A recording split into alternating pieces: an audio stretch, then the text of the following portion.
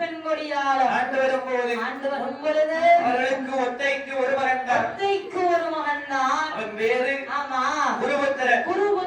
குருபுத்திரன் என்று பெயரை கொடுத்து அருமை மகனாகப்பட்ட குருபுத்திரனை அப்படியே வளர்த்து வரும்போது அந்த குருபுத்திரனுக்கு வயது என்னாகின்றது?